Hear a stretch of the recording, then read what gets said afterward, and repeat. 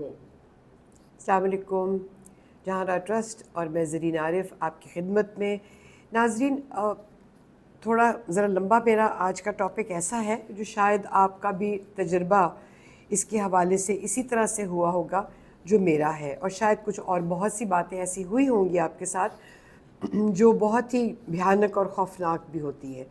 ताज़ियत यानी कि अफसोस, एक वफ़ात के मौके पर।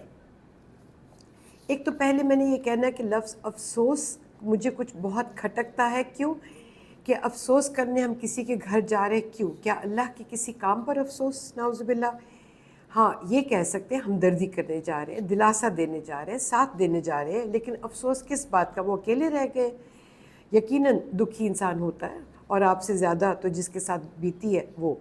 और फिर जिस वक़्त हम ताज़ियत करने जाते हैं किसी के घर, तो मैं अपना पर्सनल एक्सपीरियंस पहले आपको बताऊं। जहांरा जब गई हैं 16.5 साल की थी, और रात ही को मुझे नहीं पता कब, जनाजे के टाइम, उससे पहले मेरी अलमारी को खोल कर जो मेरे रोज़मर्रा के पहनने की चीज़ें थी वो निकाल ली गई। उसमें आरिफ हमेशा ले आते थे बाहर से, कुछ मैं इकट्ठा करती थी कि जहांरा के काम आएगी। बड़े बड़े गुलूबंद वगैरह नहीं, लेकिन बहुत सी ऐसी चीज़ें थी क्योंकि हम लोग का मिलना जुलना आना जाना बहुत था, तो वो सारी। और जिस वक़्त जहनारा का जनाज़ा था, और कुल वाले दिन भी बहुत सारे बैग चोरी हुए। कुछ तो ये हुआ कि वॉशरूम में जाके चीज़ें निकाली, पैसे निकालिए, बैग छोड़ दिए। ये भी हुआ कि बैग के बैग ही गायब हो गए। आप मुझे बताएं कि हमारे घरों में आने वाले लोग, चाहे वो इस्तात रखते हों पैसे की, अमीर है गरीब है, क्या ये सोच सच है? क्या आपके साथ कभी ऐसा नहीं हुआ? फिर जिस वक्त हम, बहुत से लोग आते हैं तो ऐसी ऐसी डिटेल्स मांगते हैं, क्या हुआ, कैसे हुआ, क्यों हुआ। घर वाला तो वैसे ही बहुत दुखी है। अगर खामिन चला गया या बीवी चली गई है, आदमी शायद कम करते हैं, लेकिन ख़वातीन को बहुत प्रॉब्लम होती है डिटेल्स की। घर वाला जो इस वक्त से गुज़र रहा है उसके पास कहाँ ये सोच है। और फिर जिसके साथ अफसोस करना है, लफ्ज़ ताज़ियत होना चाहिए, हमदर्दी करनी है, तो बहुत लंबी बातें होती हैं ताकि कोई और आगे आकर उनके साथ उनको दिलासा न दे सके। बस हम ही हों, मैं ही हूँ।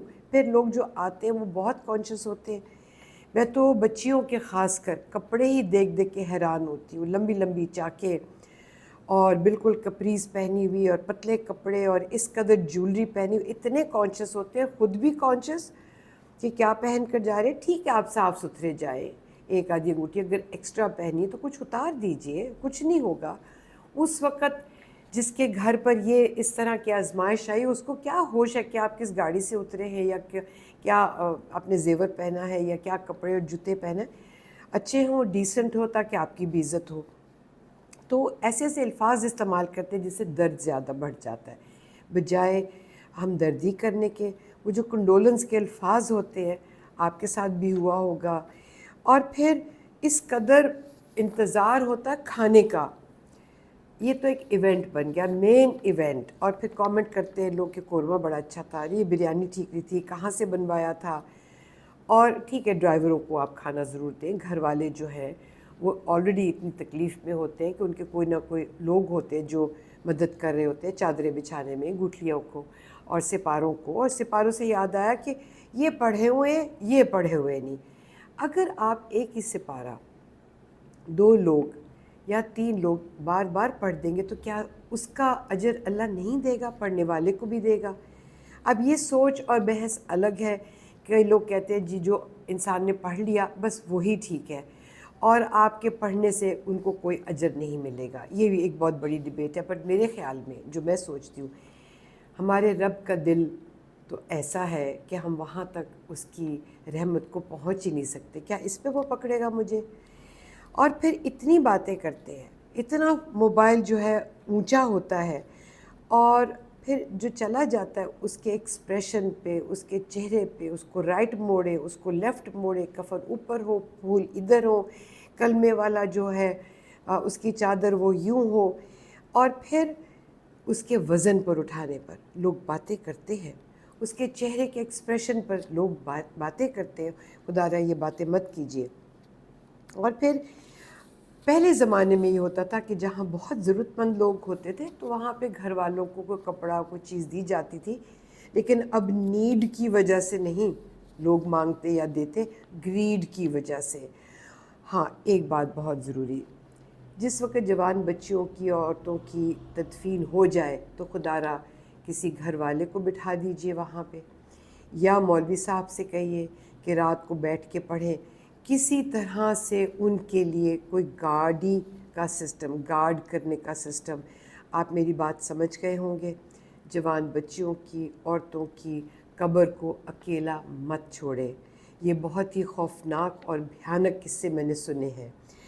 اور پھر لوگوں کو تکلیف شروع ہو جاتی ہے کہ قبر کب پکی ہوگی، ہاں سیمنٹ کی کریں، یہ شرع کہتی ہے وہ شرع نہیں کہتی، یہ لکھنا ہے وہ نہیں لکھنا، کتنا بڑا ہوگا اونچا ہوگا۔ تو جو گھر والا ہے وہ ہو سکتا ہے وہ کچھ ارادہ رکھتا ہو، تو ہم اپنے آئیڈیاز اور اپنے ویوز کیوں ان کو دیں؟ اور پھر جو چلے جاتے ہیں وہ کتنا ویل آف تھا، کتنے پیسے چھوڑے، اور یہاں تک کہ چلے جانے والا ہو یا والی ہو انگوٹھے لگوا لیتے، اور کون لگواتا ہے؟ قریبی لگواتے ہیں، مجھے اور آپ کو تو نہیں پتہ نہیں ان کے پاس کیا ہے۔ یہاں تک کہ کئی دفعہ اولاد، بہن بھائی وہ انگوٹھے بھی لگوا لیتے ہیں جب انسان جا رہا ہو، اس حالت میں ہوتا ہے، یا یہاں تک کہ چلا گیا ہوتا ہے۔ خدا را تقسیم تو اللہ نے قرآن پاک میں پوری بتا دی کیسے کرنی ہے، اس کو فالو کریں۔ یہ تقسیم اللہ کی بھی، اگر آپ کو گلہ ہے اور آپ نے دھوکہ کرنا ہے، کسی نے، لوگ کرتے ہیں، یہ ہمارے ساتھ ہماری فیملی میں ہو چکا، تو پھر یہ آپ اللہ سے گلہ کریں، یہ اللہ کو دھوکہ ہے، انسانوں کو نہیں۔ اور پھر اس وقت معاف کر دیجئے، کیونکہ جو تکلیف بعد میں اگر کسی کی آزمائش آنی ہے، خدا نہ خواستہ اللہ نہ کرے، وہ اتنا رحیم ہے، لیکن اگر کوئی سزا ہے، اگر آپ کو اور مجھ کو دکھا دے رب کہ یہ ایسے، تو میرے خیال میں ہم ویسے معاف کر دیں گے۔ ہم وہ تکلیف دیکھ ہی نہیں سکتے جو بعد میں ہے، کیونکہ قبر میں پہلے جاتے کے ساتھ ہی سوال جواب جو میں نے پڑھا ہے شروع ہو جائے گا، تمہارا رب کون ہے؟ تو اس جواب کے لیے ہمیں تیار ہونا ہے، اور اس جواب کے لیے تیاری ایک ہی طریقہ ہے کہ پوری زندگی ہم پڑھتے رہیں نماز، ذکر، عبادت، اور یا تو کلمہ، کوئی نہ کوئی لفظ ایسا، تاکہ وہ جب فرشتے پوچھیں تو ساتھ ہی ہمارا جواب ہو میرا رب اللہ ہے، اسی وقت ہم جواب دے دیں۔ اور پھر آپ نے گھر والوں کو ٹائم دینا ہے، اپنے موبائل کو نیچا رکھنا ہے، اتنی اونچی آواز سے دوسرے اگر کچھ اور عقیدہ رکھتے ہیں، مذہب رکھتے ہیں، اس کی رسپیکٹ کریں۔ یہ رسپیکٹ آپ نے اور میں نے کرنی ہے تو ہمیں بھی ملے گی۔ یہاں تو کہ تو اللہ نے کہا کہ تم دوسرے کے خدا کو برا نہ کہو، کجا وہ تمہارے رب کو برا نہ کہے، وہ تو یہاں تک کہتا ہے ہمیں اس چیز کا، اور ہمیں جج نہیں کرنا جانے والے کو اور نہ فیملی کو۔ اور مجھے تو کئی دفعہ حیرانگی ہوتی ہے، اتنی اونچی اونچی ماتم کرتے ہیں، آوازیں، رونا پیٹنا، اور اگر کوئی نہ روئے تو کہتے ہیں جی اس کو تو افسوس نہیں ہے، اس کو تو دکھ نہیں ہے، اس کو تو اکیلے رہ جانے کا، اس کو تو شاید برداشت کر رہا ہے۔ اور لوگ ہر طرح کا ریاکشن فرق ہوتا ہے، کوئی بہت روتا ہے، کوئی بے ہوش ہو جاتا ہے، کئی گھر والے، جیسے میں 3-4 دن رو ہی نہیں سکی، اور مجھے باقاعدہ میری بہت قریبی دوست سائیکالوجسٹ، وہ خود اب حیات نہیں ہے، انہوں نے مجھے بہت کانشیس کروایا۔ میں تو سوچتی کہ جہارا گھر آئی ہے اور ہمیں اس کی تیاری کرنی، تو اس طرح کا ایسے لمحات ہوتے کہ ذہن، یہ بھی میں سمجھتی ہوں کہ اللہ کی مہربانی ہے کہ اتنا کلاؤڈ ہو جاتا ہے، ذہن اتنا معوف ہو جاتا ہے کہ ایک شاک ابزاربر اللہ میاں اندر ہی لگا دیتا ہے۔ اور پھر تیسرے دن زندگی چلنی چاہیے۔ اگر کوئی ایسی بیوہ ہو گئی ہے تو پھر وہ شرع کے حساب سے عدت پوری کرنی ہے۔ اگر کوئی نوکری پیشہ ہے تو یقیناً اللہ میاں اس چیز کو خود ہی انڈرسٹینڈ کرے گا، کیونکہ اس نے ہی اصول بنائے ہیں۔ بچے چھوٹے ہیں، کوئی کما کر دینے والا نہیں، اگر وہ گھر سے جا کر کمائی کرنے کے لیے مجبور ہے تو اس کو جج نہ کریں پلیز، اس کو اور اس کے رب پہ اس کو چھوڑ دیجئے۔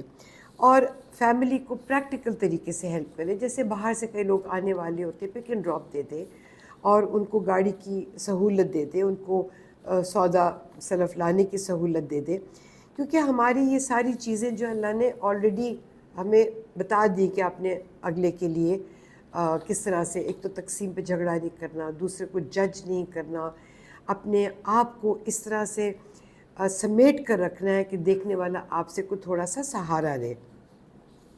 اور بہت ضروری بات کہ خدا را یہ تقسیم کے اوپر اور پراپرٹی پر ڈویژن پر بالکل کوئی، اور پھر بہت دعا مانگنی ہے، معاف کر دینا، اور یہ بھی پوچھنا ہے کہ انہوں نے کوئی قرضہ تو نہیں کسی کا دینا، کیونکہ جب تک یہ قرضہ نہ دیا جائے، جو میں نے سنی ہے بہت ساری، اس میں بہت سارے لوگ اس طرح کے جیسے فرقان قریشی ہیں، ان کے آپ بلاگز میں کہتی ہوں آپ سنیں گے تو دنگ رہ جائیں گے. ساحل ندیم کے بہت زبردست بلاگز ہیں انفارمیشن کے.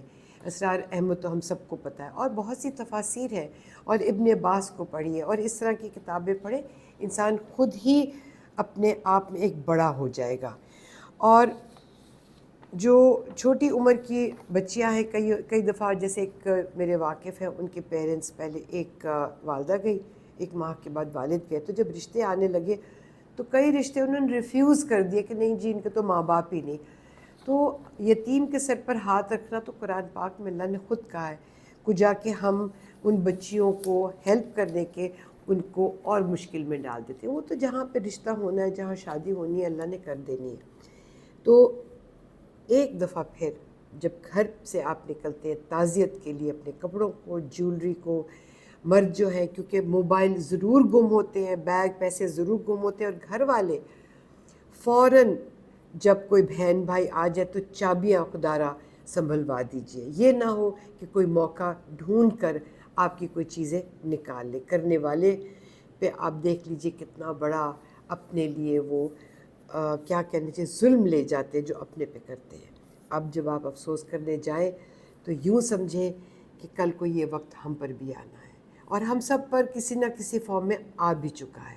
تو اس کے لیے صرف اور صرف دعا اللہ سے مانگنا، اور وہ کوشش کرنی کہ جو اللہ کو پسند آئے.